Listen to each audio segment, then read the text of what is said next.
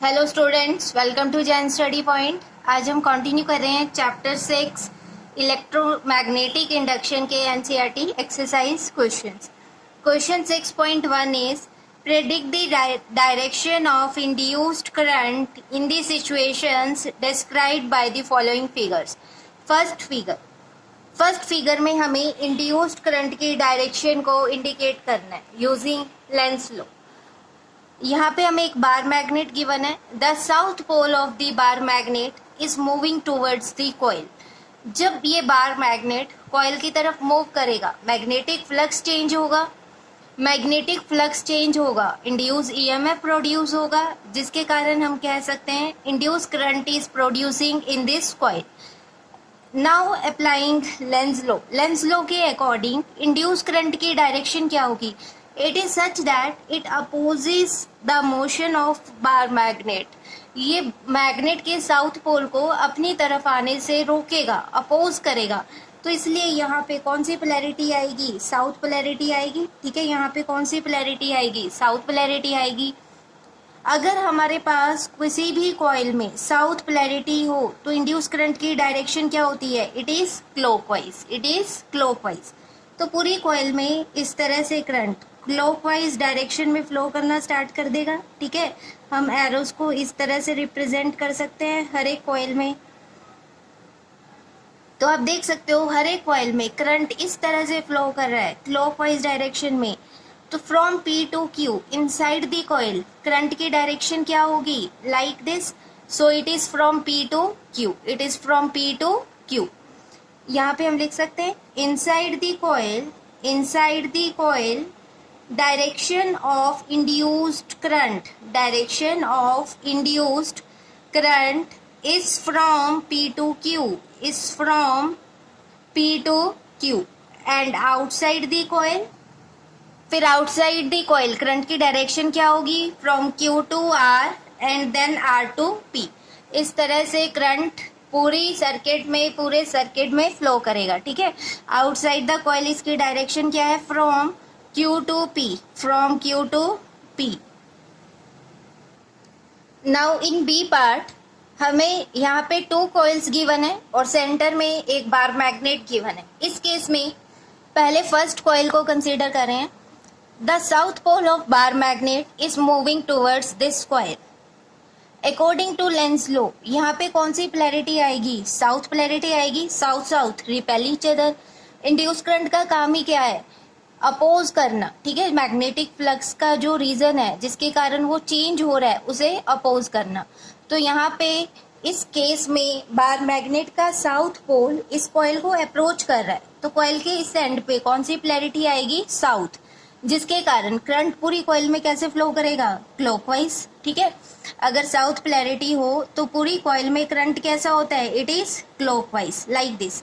इस तरह से पूरी कॉइल में हमारा करंट इस तरह से फ्लो करेगा। देखो यहाँ पे ऐसे आएगा, फिर इस तरह से आप एरो से रिप्रेजेंट कर सकते हो। देखो इस तरह से, तो आप यहाँ से समझ सकते हो करंट कैसे जा रहा है। देखो ऐसे। ठीक है, करंट की डायरेक्शन क्या है? From Q to P। Current की डायरेक्शन क्या है? Inside the coil from Q to P, like this. Clear?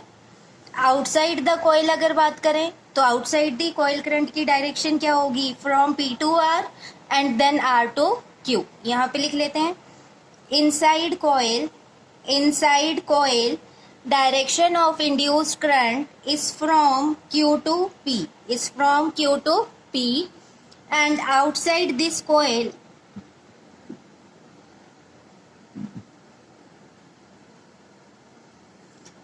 outside this coil the direction of induced current is from P to Q। अब second coil की बात करें। Second coil में north pole of this magnet is moving away from this coil. तो यहाँ पे कौन सी पोलैरिटी आएगी? देखो इंड्यूस्ड करंट का काम क्या है? अगर मैग्नेटिक फ्लक्स इंक्रीज हो रहा है तब भी अपोज करना, अगर डिक्रीज हो रहा है तब भी अपोज करना। तो यहाँ पे साउथ पोलैरिटी आएगी। ठीक है, north south attract each other, ये बार मैग्नेट को उधर जाने से रोकेगा। यहाँ पे साउथ पोलैरिटी आएगी और यहाँ पे हमारे पास नॉर्थ पोलैरिटी आएगी।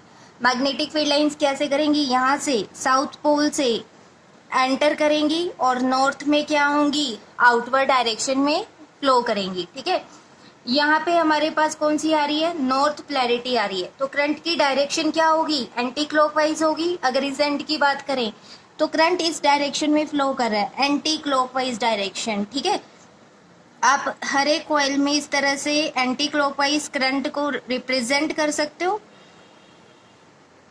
अब देखो करंट किस डायरेक्शन में फ्लो कर रहा है, इस तरह से, इन एंटी क्लॉकवाइज डायरेक्शन। ये कौन सी डायरेक्शन है, फ्रॉम एक्स टू वाई। तो हम कह सकते हैं इनसाइड द कॉइल, यहाँ पे लिख रहे हैं इसके लिए, inside the coil the direction of induced current is from X to Y, and outside the coil the direction of induced current is from y to x, ठीक है, from y to x, clear। in C part हमें यहाँ पे 2 coils given है having their common axis। First coil के साथ हमने battery को कनेक्ट किया हुआ है। जब हम की को क्लोज करेंगे करंट की वैल्यू इंक्रीज करेगी, मैग्नेटिक फ्लक्स वेरी करेगा, जिसके कारण इस कॉइल में इंड्यूस्ड करंट प्रोड्यूस होगा। इंड्यूस्ड करंट की डायरेक्शन को हम कैसे आइडेंटिफाई कर सकते हैं, देखो यहाँ पे करंट इस डायरेक्शन में फ्लो कर रहा है, this is the positive terminal of the cell, current is flowing in clockwise direction. ठीक है, इस तरह से। अब आप यहाँ से देख सकते हो, देखो यहाँ पे कौन सी पोलैरिटी आएगी, साउथ पोलैरिटी आएगी, और यहाँ पे कौन सी पोलैरिटी आएगी, नॉर्थ पोलैरिटी आएगी। नॉर्थ में करंट एंटी क्लॉकवाइज, साउथ में clockwise. Magnetic field line south से एंटर करेंगी, नॉर्थ से बाहर आएंगी। ठीक है, ये डायरेक्शन होती है, this is the direction of magnetic field lines.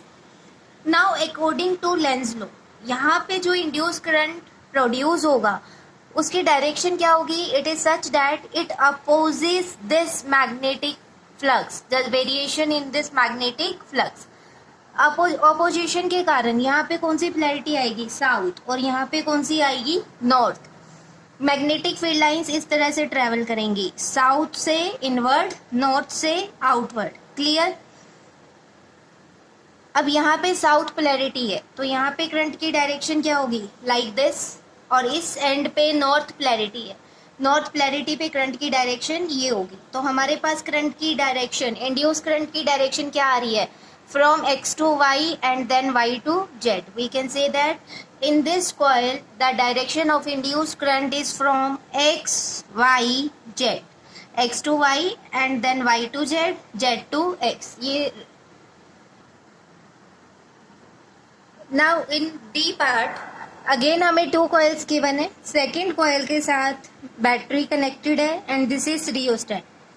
जब हम रेजिस्टेंस को वेरी करवाएंगे, फॉर एग्जांपल रेजिस्टेंस को हम डिक्रीज करवा रहे हैं, ठीक है, तो इस केस में करंट क्या करेगा, इंक्रीज करेगा। Current is inversely proportional to resistance, current increase करेगा, जिसका मतलब क्या है, मैग्नेटिक फील्ड क्या कर रही है, इंक्रीज कर रही है।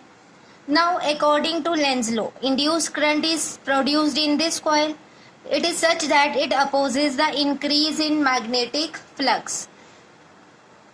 अब इस कॉइल में करंट इस डायरेक्शन में फ्लो कर रहा है, ठीक है, तो यहाँ पे कौन सी पोलैरिटी आएगी, दिस इज साउथ पोलैरिटी, और यहाँ पे नॉर्थ पोलैरिटी आएगी, this is clockwise and this is anti clockwise, अगर हम फ्रंट से इस कॉइल को देखेंगे। ठीक है, now according to Lenz law, इस कॉइल में जो इंड्यूस करंट प्रोड्यूस होगा वो इसको अपोज करेगा, तो यहाँ पे नॉर्थ पोलैरिटी आएगी और इस एंड पे साउथ पोलैरिटी आएगी। ठीक है, मैग्नेटिक फील्ड लाइंस क्या करेंगी, साउथ से एंटर करेंगी, नॉर्थ से आउटवर्ड।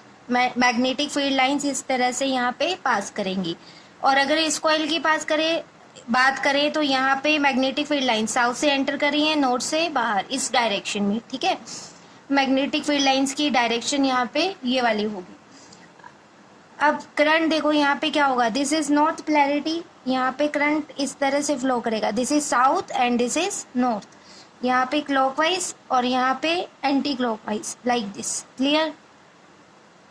तो हम कह सकते हैं यहाँ पे इंड्यूस करंट की डायरेक्शन क्या है, from z to y and then to x, from z to y and then to x।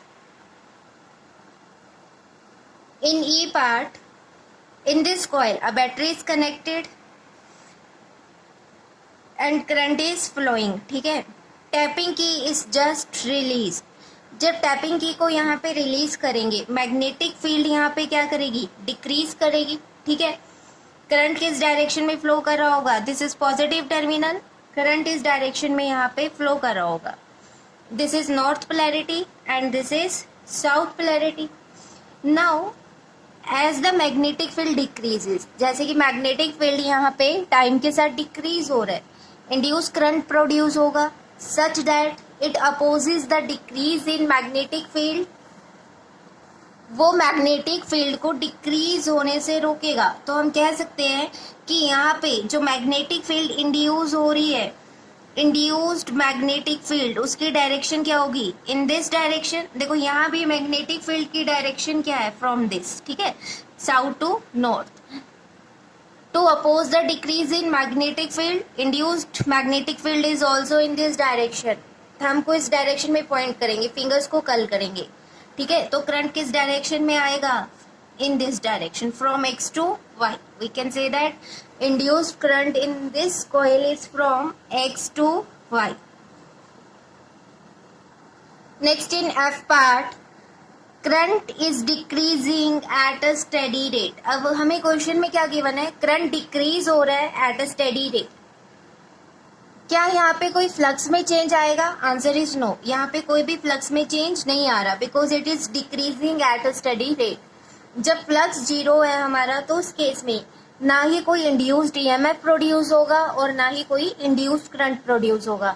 In this case we can say that the induced current is said to be zero. Induced current is said to be zero in this question. Question 6.2 is use Lenz's law to determine the direction of induced current in the situation described by the figure.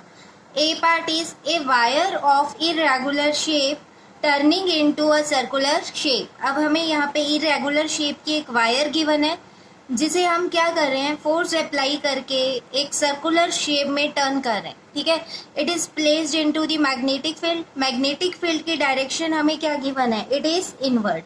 Magnetic field is into the plane of paper. इस तरह से हम represent कर सकते हैं.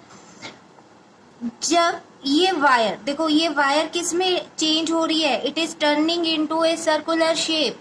तो यहाँ पे हम क्या कह सकते हैं, जब ये वायर एक सर्कल में कन्वर्ट होगी, सर्कुलर शेप में टर्न करेगी, तो उस टाइम पे इसका एरिया क्या करेगा, इंक्रीज हो जाएगा. Area gets increased here. जब एरिया इंक्रीज होगा तो मैग्नेटिक फ्लक्स पे क्या इफेक्ट पड़ेगा.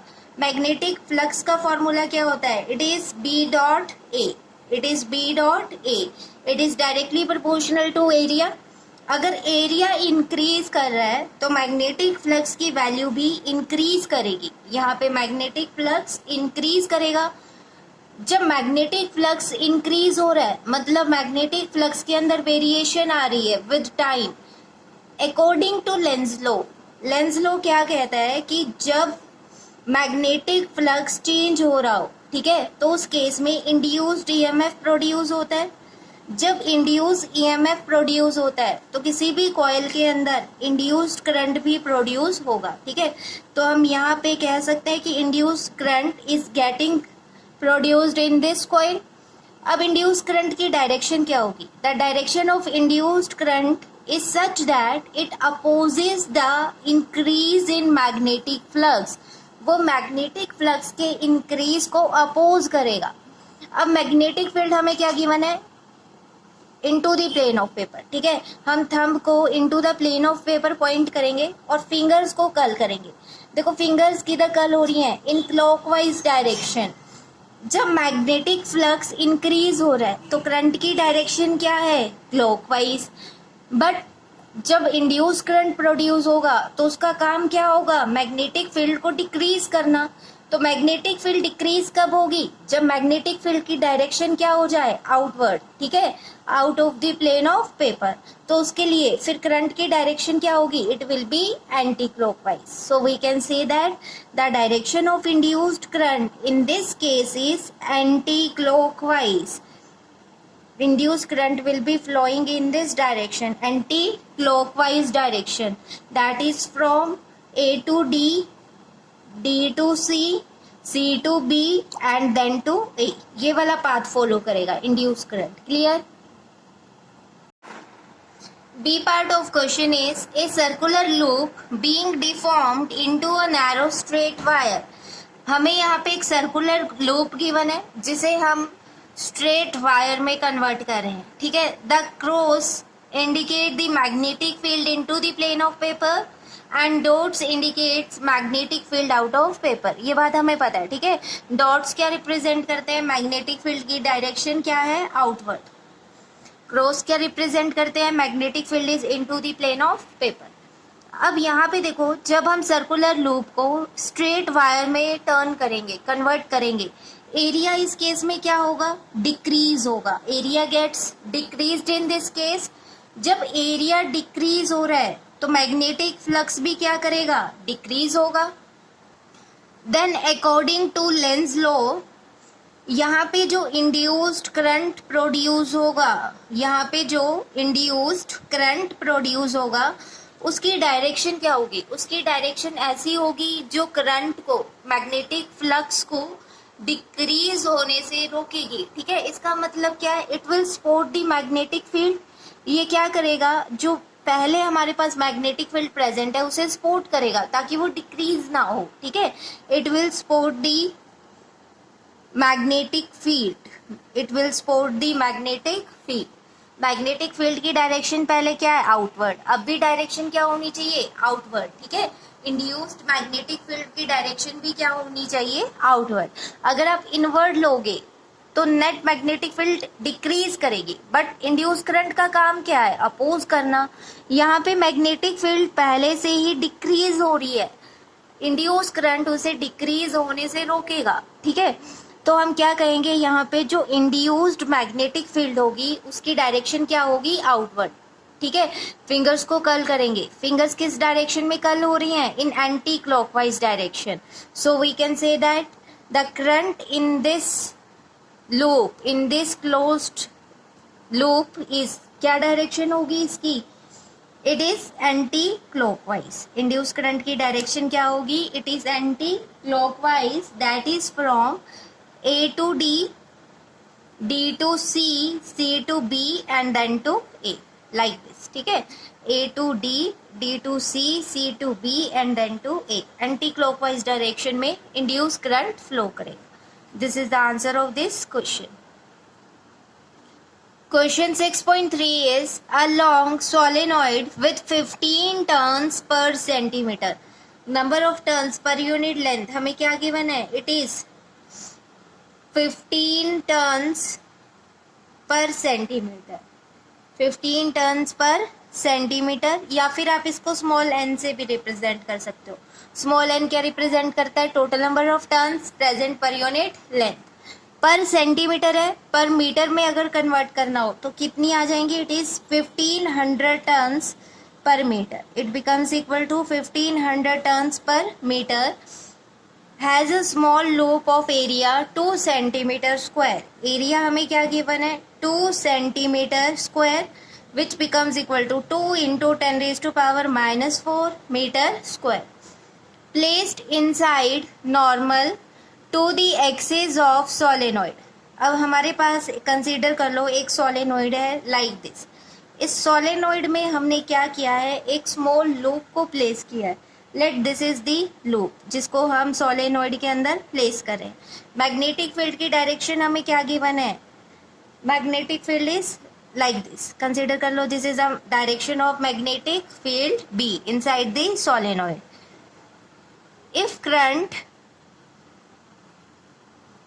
यहाँ पे देखो क्या दिया हुआ क्वेश्चन में, placed inside normal to the axis of solenoid. ठीक है.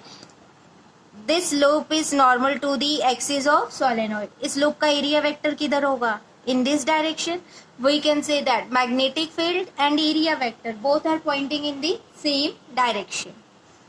Next, if current carried by solenoid changes steadily from 2 ampere to 4 ampere in 0.1 second, rate of change of current किसके इक्वल होगा, D I by D T, D I by D T it is equal to 4 minus 2 upon time कितना given है 0.1 second, which becomes equal to 2 by 0.1 which is 20 ampere per second, 20 ampere per second. What is the induced voltage in the loop while the current is changing? हमें इस question में induced voltage की value को find करना है. ठीक है, तो induced voltage that is induced EMF के लिए हमारे पास फॉर्मूला क्या है, is equal to D phi by D T.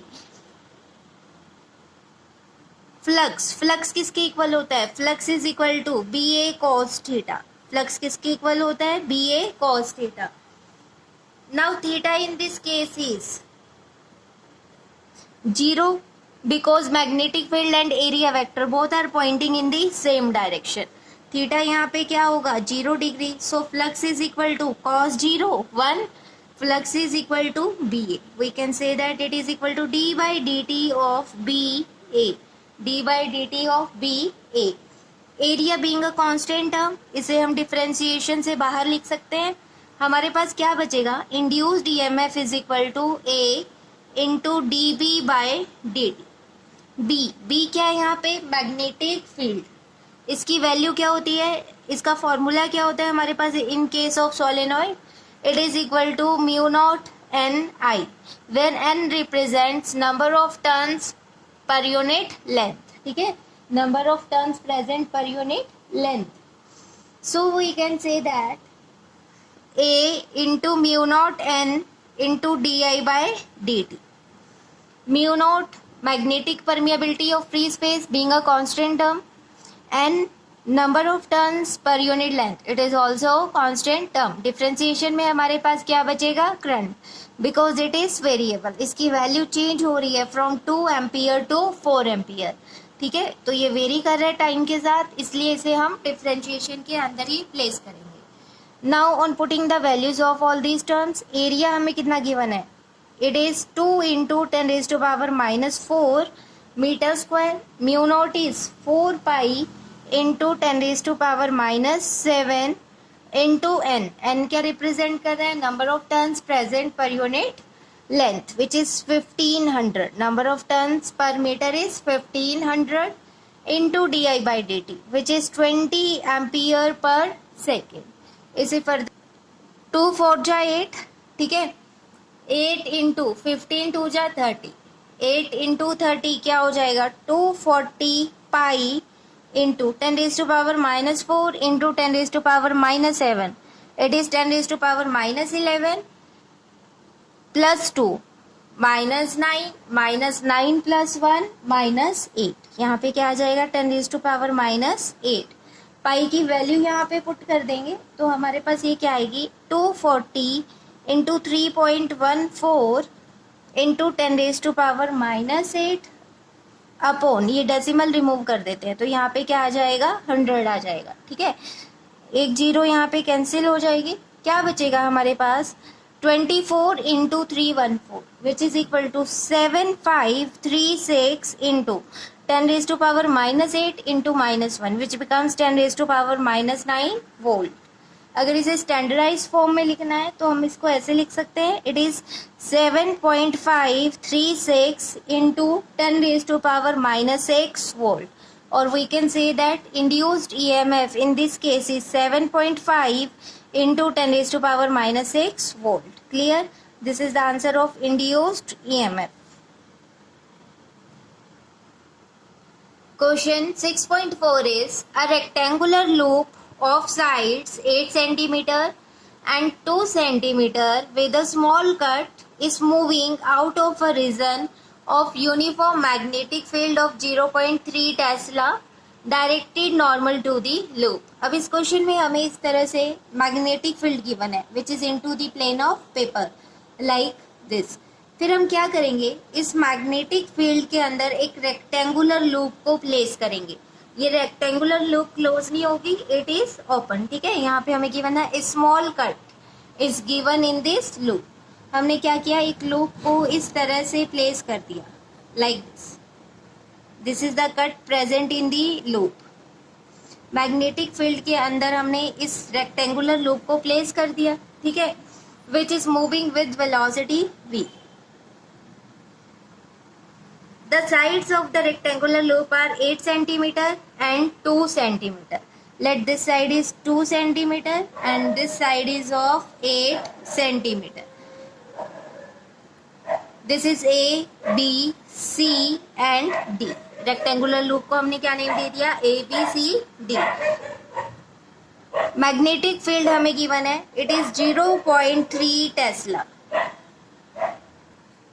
Now what is the area of this rectangular loop? Area क्या होगा? Length into breadth, which is 8 into 2, 16 centimeter square. It is equal to 16 into 10 raised to power minus 4 meter square. Centimetre square को हमने metre square में convert कर लिया, ठीक है। फिर हमें क्या गिवन है? What is the voltage developed across the cut if velocity of the loop is 1 centimeter per second? Velocity of the loop is 1 centimeter per second, that is it is equal to 10 raised to power minus 2 meter per second. In a direction normal to the longer side. Direction क्या given है? Normal to the longer side. Now induced EMF in this cases, induced EMF का formula हमारे पास क्या होता है? It is equal to BLV। Theory वाले lectures में हमने पढ़ा हुआ है, ठीक है। B यहाँ पे क्या होता है? Magnetic field, L the length of the conductor and V is the velocity of the conductor. Magnetic field is 0.3 Tesla. Length अब इस साइड में देखो, लेंथ हमें कौन सी लेनी है? Which is normal to the magnetic field, ठीक है। अब इस साइड में हम क्या कर रहे हैं? इस लूप को, रेक्टेंगुलर लूप को इस तरह से मूव करवा रहे हैं, तो साइड हम कौन सी कंसीडर करेंगे? ये वाली 8 सेंटीमीटर। तो यहाँ पे लेंथ हम क्या लिखेंगे? 8 into 10 raise to power minus 2 metre into velocity is 10 raise to power minus 2 metre per second. It becomes, यहाँ पे डेसिमल हम हटा लेंगे, 3/10 इंटू 8, क्या बन गया ये? 8 3 जा 24/10 into 10 raise to power minus 2 minus 4, 2.4 into 10 raised to power minus 4 volt. The SI units of induced EMF is volt. Now we have to find the time, ठीक है। टाइम कितना होगा? देखो क्वेश्चन में हमसे पूछा गया है, for how long does the induced voltage last in each case? कितने टाइम के लिए इंड्यूस वोल्टेज यहाँ पे रहेगी, ठीक है। तो टाइम के लिए हमारे पास फॉर्मूला है, it is equal to distance upon speed, ठीक है, डिस्टेंस अपॉन वेलोसिटी। टाइम किसके इक्वल होता है? Distance upon velocity. डिस्टेंस कितना ट्रेवल करी है? देखो ये वाली जो लूप है, अब ये लूप इस तरह से मूव कर रही है, ठीक है। धीरे धीरे ये लूप यहाँ पे आएगी, फिर ये लूप मैग्नेटिक फील्ड से बाहर जाएगी। तो यहाँ पे ये कितनी वेलोसिटी के साथ और कितने डिस्टेंस को कवर कर रही है? देखो मैग्नेटिक फील्ड से ये बाहर आ रही है, तो डिस्टेंस कौन सा लेंगे हम? यहाँ पे 2 सेंटीमीटर, ठीक है। तो यहाँ पे हम डिस्टेंस क्या लिखेंगे? 2 into 10 raise to power minus 2 metre upon velocity. Velocity is 10 raise to power minus 2 metre per second. Time कितना आ रहा है? It is 2 second. Time is 2 second. अब सेकेंड केस में हमें क्या गिवन है? The velocity is normal to the shorter side of the loop. Again हम इनवर्ट मैग्नेटिक फील्ड कंसीडर कर रहे हैं लाइक दिस। इसके अंदर हम अगेन एक रेक्टेंगुलर लूप को प्लेस करेंगे, ठीक है। इस तरह से हमने इस मैग्नेटिक फील्ड के अंदर एक रेक्टेंगुलर लूप को प्लेस कर दिया विच हैज अ कट, ठीक है।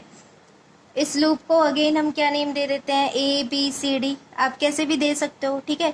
It is moving with velocity v out of the magnetic field B।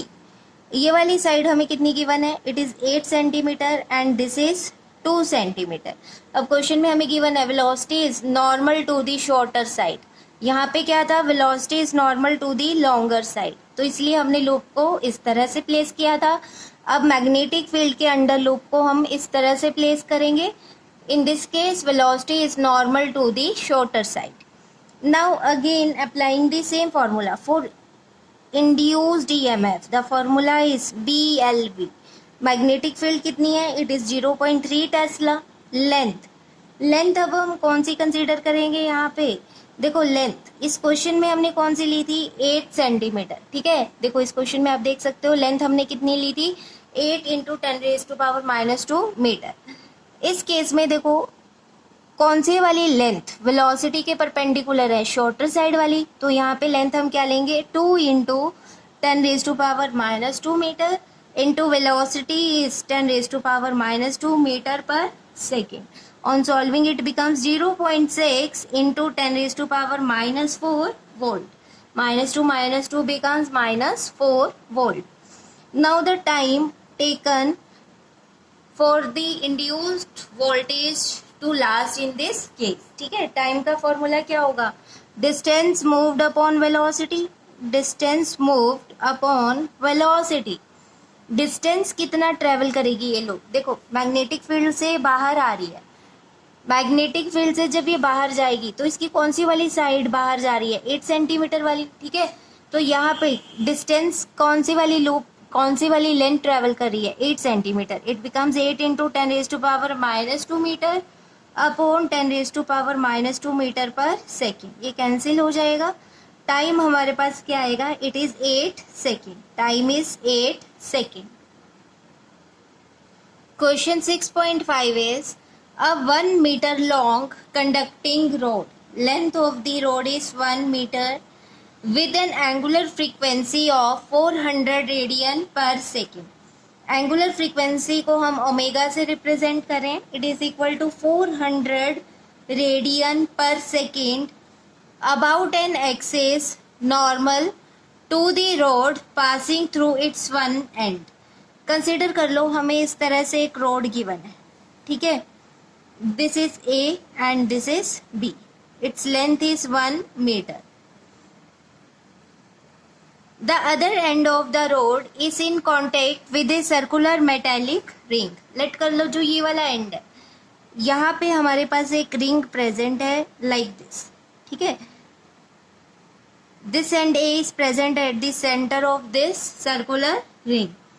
Now this road is rotating like this. ठीक है, इस तरह से ये रोटेट कर रही है with angular velocity omega. It is placed into the magnetic field, uniform magnetic field which is into the plane of paper. ठीक है, next a constant magnetic field of 0.5 Tesla parallel to axis exists everywhere. Magnetic field हमें कितनी given है? It is 0.5 Tesla. Calculate EMF develop between the centre and the ring. हमें induced EMF को यहाँ पे calculate करना है. इंड्यूस्ड ईएमएफ का फॉर्मूला क्या होता है? In case of rotation it is half into BL² omega. Magnetic field is 0.5 tesla. Length of the rod is 1 metre. 1 का स्क्वायर हो जाएगा इंटू ओमेगा. ओमेगा हमें कितना गिवन है? 400 radian per second. It becomes equal to, यहाँ पे 200 आ जाएगा. ठीक है, डेसिमल रिमूव करेंगे. 5/10 into 200. It becomes 100 volt. Induced EMF इस केस में हमारे पास क्या आ गया? It is 100 volt.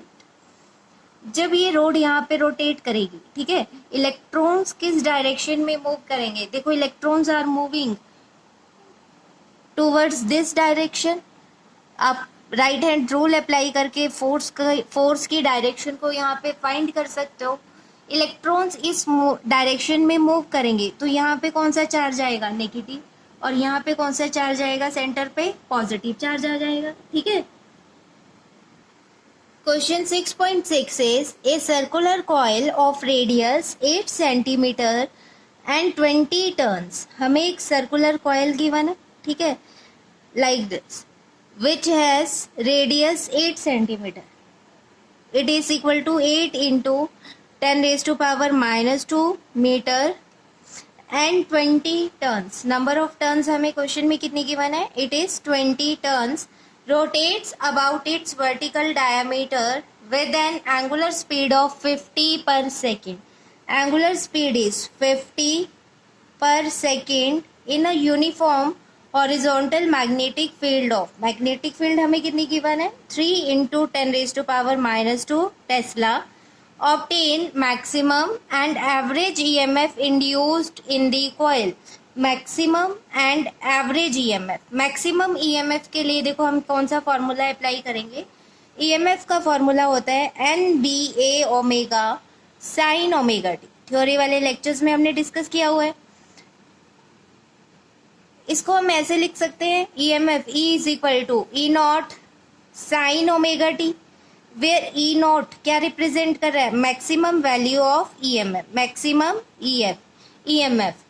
E naught is equal to NBA omega. ठीक है, ई नॉट किसके इक्वल है, NBA ओमेगा. एरिया किसके इक्वल होगा यहाँ पे, कॉइल का area, it is equal to pi R square, it is equal to pi R square. Values put कर देंगे हर एक टर्म की, तो हमारे पास ई नोट किसके इक्वल आएगा, E naught becomes equal to number of turns कितनी है 20, एन की वैल्यू कितनी है 20. मैग्नेटिक फील्ड बी की वैल्यू है 3 into 10 raise to power minus 2 tesla. It is 3 into 10 raise to power minus 2 tesla into pi. Pi is 3.14 into R square. It becomes 8 into 10 raise to power minus 2 का हम यहाँ पे square कर देंगे into omega. Omega is 50 पर second, omega is 50 पर second. इसे हम फर्दर सॉल्व करते हैं. It becomes 20 into 3 into 3.14 into 50. देखो यहाँ पे डेसिमल रिमूव करेंगे, 100 एक जीरो से एक जीरो कैंसिल हो जाएगी, एक जीरो से एक जीरो कैंसिल हो जाएगी. तो हमारे पास क्या बचेगा 2 into 3 into 314 into 5 which is equal to 602,880 into 10 raised to power minus 2 into minus 4. Minus 4 minus 2 becomes 10 raised to power minus 6. यहाँ पे क्या आ जाएगा 10 raised to power minus 6.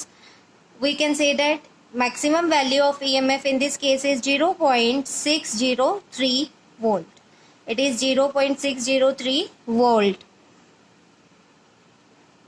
Clear? This circular coil is rotating about its vertical diameter like this with angular velocity omega inside uniform magnetic field B. Now next in this question we have to find average EMF induced in the coil. Maximum EMF हमने calculate कर लिया. Now we have to find average EMF induced in the coil. Average EMF induced किसके equal होगा, it is E naught sin omega t. It is E naught sin omega t. The average value of sin omega t over a complete cycle is 0. So we can say that average induced EMF in this case is 0. Now next we have to find if coil forms a closed loop of radius 10 ohm, calculate maximum value of current in coil. Calculate average power loss due to Joule's heating. Where does this power come from? Resistance हमें closed loop की कितनी given है 10 ohm. Resistance is 10 ohm. Maximum value of current क्या होगा, maximum value of current in this case इसको हम I naught से represent करें. I naught is equal to E naught by R. Using Ohm's law E naught किसके equal है 0.603 volt. अभी हमने क्वेश्चन में कैलकुलेट किया है. रेजिस्टेंस हमें कितनी गिवन है 10 volt. It becomes equal to 0.0603 ampere. This is the value of maximum current. This is the value of maximum current. Now next we have to find the average power loss due to the Joule heating. Average power loss इस question में क्या होगा, देखो यहाँ पे हम लिख सकते हैं power dissipated is equal to E naught I naught by 2. Average power का फॉर्मूला आप 7th चैप्टर में कैलकुलेट करोगे. ठीक है, तो अभी कंफ्यूज मत हो कि फॉर्मूला कैसे आया. पावर डिसिपेटेड क्या है E naught I naught by 2. E naught क्या है, E naught is 0.603 into I naught 0.0603 upon 2. On solving it become simple multiplication है, क्या आ जाएगी हमारे पास 0.018 वॉट। पावर डिसिपेटेड किसके इक्वल आ गई 0.018 watt. We also have to find where does this power come from. ठीक है, तो यहाँ पे हम कह सकते हैं induced current causes a torque opposing the rotation of the coil. जो ये कॉइल रोटेट कर रही है अपनी वर्टिकल एक्सिस के अलाउंग, यहाँ पे टॉर्क प्रोड्यूस होगा, ठीक है, इंड्यूस करंट के कारण, जो इसके मोशन को अपोज करेगा। An external agent must apply torque to counter this torque. अगर हम इस लूप को रोटेशन में ही रखना चाहते हैं तो हमें एक एक्सटर्नल एजेंट प्रोवाइड करना पड़ेगा जो इस टॉर्क को, जो इंड्यूस करंट के कारण टॉर्क प्रोड्यूस हो रहा है, उसे अपोज करेगा। ठीक है, so in order to keep the coil rotating uniformly, thus the source of power dissipated as heat in the coil is external agent। यहाँ पे हमें कोई ना कोई external agent required होगा which is the source of this power dissipated। Question 6.7 is a horizontal straight wire 10 meter long extending from east to west। हमें एक road given है like this, ठीक है, straight wire गिवन है like this, let this is west and this is east। The length of the wire is 10 meter, is falling with a speed of 5 meter per second। इस speed से ये क्या कर रही है, फॉल कर रही है 5 meter per second at right angles to the horizontal component of Earth's magnetic field। Question 6.7 is a horizontal straight wire 10 meter long। हमें एक हॉरिजॉन्टल स्ट्रेट वायर गिवन है whose length is 10 meter extending from east to west. इस तरह से ये extend कर रही है, is falling with the speed of 5 meter per second. ये फॉल कर रही है with the speed of 5 meter per second at right angle to horizontal component of earth magnetic field. Earth का हॉरिजॉन्टल कॉम्पोनेंट हमें given है 0.30 into 10⁻⁻⁴ weber per metre square. ठीक है, यहाँ पे अगर वेस्ट है तो हमारे पास यहाँ पे क्या होगा साउथ, और यहाँ पे हम क्या लेंगे नॉर्थ लेंगे। ठीक है, उसके बाद हमें क्वेश्चन में क्या गिवन है, what is instantaneous value of EMF induced in the wire. EMF induced की हमें मैग्नीट्यूड वैल्यू को कैलकुलेट करना है according to theory lectures. Induced EMF का फॉर्मूला क्या होता है, it is equal to BLV। B है 0.30 into 10⁻⁻⁴। L length is 10 metre, velocity हमें कितनी गिवन है 5 मीटर पर सेकेंड। इसको सॉल्व करेंगे, सिंपल मल्टीप्लीकेशन है, it becomes 1.5 into 10⁻⁻³ volt. Induced EMF is 1.5 into 10⁻³ volt। Now in B part, what is the direction of the EMF? Induced EMF की direction क्या होगी। देखो इस केस में इलेक्ट्रॉन्स की डायरेक्शन क्या होगी चार्ज पार्टिकल की। अगर हम लेफ्ट हैंड रूल यूज करें, वेलोसिटी हमें डाउनवर्ड गिवन है, ठीक है, तो थंब को हम डाउनवर्ड डायरेक्शन में पॉइंट करेंगे। This is the direction of magnetic field. Horizontal component of earth magnetic field is from south to north, from south to north. तो हम सेंट्रल फिंगर को इस डायरेक्शन में पॉइंट करेंगे, थंब को डाउनवर्ड, इसको इस फिंगर को 90 डिग्री पे एक्सटेंड करेंगे। ठीक है, तो ये किस डायरेक्शन में देखो मूव कर रही है, it is from west to east. किस डायरेक्शन में पॉइंट कर रही है, फ्रॉम वेस्ट टू ईस्ट। तो यहाँ पे हम कह सकते हैं इंड्यूस्ड ईएमएफ की डायरेक्शन क्या होगी, it is from west to east, it is from west to east. Now in C part, which end of the wire is at higher electric potential। अब इस केस में इलेक्ट्रॉन्स का motion किधर होगा, देखो इंड्यूस्ड ईएमएफ की direction आई है west to east. Positive charge हम कंसीडर करते हैं, इलेक्ट्रॉन के लिए हम क्या करते हैं डायरेक्शन को रिवर्स कर देते हैं। इलेक्ट्रॉन्स इस डायरेक्शन में मूव कर रहे हैं, जब इलेक्ट्रॉन्स इस डायरेक्शन में मूव कर रहे हैं, ठीक है, तो इधर कौन सा चार्ज आएगा नेगेटिव, और इधर कौन सा चार्ज आएगा positive. So we can say that east is present at higher electric potential. ठीक है, तो यहाँ पे लिखेंगे we can say that the east end, ठीक है, the eastern end is at higher potential, is at higher potential. This is the C part of the question. Next question 6.8. Current in a circuit falls from 5 ampere to 0 ampere. di by dt की अगर हम बात करें तो di by dt हमें क्या given है? It is equal to I2 minus I1 upon t. I2 0 ampere, I1 is 5 ampere upon time हमें गिवन है 0.1 सेकेंड. मैग्नीट्यूड लेंगे हम, ठीक है, तो ये टर्म क्या हो जाएगी? पॉजिटिव हो जाएगी. It becomes 50 ampere per second. Next, if an average EMF of 200 volt is induced EMF हमें कितनी गिवन है? 200 volt. Give an estimate of self inductance of the circuit. Induced EMF किसके इक्वल होता है? It is d phi by dt, rate of change of magnetic flux. Flux in case of self inductance, flux is equal to Li. Flux is equal to Li. We can say that induced EMF is equal to d by dt of Li. Now L being a constant term, इसे differentiation से बाहर लिखेंगे. Induced EMF becomes L into di by dt. di by dt is 50 ampere per second. ठीक है, magnitude लेंगे यहाँ पे. Induced EMF becomes L.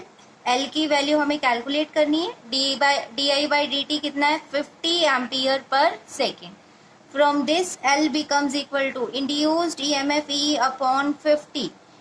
Induced EMF हमें क्वेश्चन में कितना गिवन है? 200 volt upon 50. It becomes 4. L becomes 4 Henry. ठीक है, the SI units of self inductance is Henry. Question 6.9 is a pair of adjacent coils has a mutual inductance. M हमें कितना given है? 1.5 Henry. If the current in one coil changes from 0 to 20 ampere in 0.5 second, change in current कितना given है हमें? Delta E is 20 ampere. ठीक है, I2 minus I1, 20 minus 0 क्या हो जाएगा? 20 एम्पियर. टाइम कितना गिवन है? 0.5 second. What is the change in flux linkage with the other coil? Now we know that magnetic flux linked with secondary coil is directly proportional to current flowing in primary coil. It is directly proportional to current flowing in primary coil. So we can say that phi is directly proportional to I. I is the current flowing in primary coil. जब हम ये directly proportional का sign हटाएंगे, constant apply करेंगे. Constant हमारा यहाँ पे क्या होगा? m. m is the coefficient of mutual inductance. We can say that change in magnetic flux delta phi is equal to m into delta I. Delta phi becomes equal to m कितना है? 1.5 henry into delta I. It is 20 ampere. It becomes equal to 30 weber. ठीक है, SI units of magnetic flux is Weber. Question 6.10 is a jet plane is traveling west at a speed of 1800 km per hour. We can say that velocity of the jet plane is 1800 kilometer per hour. इसको meter per second में convert करना हो तो हम into करेंगे 5/18 से, which becomes equal to 500 meter per second. Now the jet plane is moving with a speed of 500 meter per second towards west. This is west and this is east. इस direction में ये move कर रहा है. ठीक है, what is the voltage difference developed between the ends of the wing? 25 metre long. Wings की length हमें कितनी गिवन है? They are 25 metre long. यहाँ पे हम लिख लेते हैं एल कितना है? 25 metre long. If Earth's magnetic field at location has a magnitude of this, magnetic field की वैल्यू हमें गिवन है 5 into 10⁻⁻⁴ tesla and dip angle is 30 degree. Angle of dip हमें कितना गिवन है 30 degree. Now to find induced EMF. Induced EMF का formula क्या होगा BLV। Magnetic field का यहाँ पे हम कौन सा कंपोनेंट लेंगे वर्टिकल कंपोनेंट लेंगे। इट बिकम्स लेट इसको हम BV से रिप्रेजेंट कर रहे हैं ठीक है। BV क्या रिप्रेजेंट कर रहा है vertical component of magnetic field.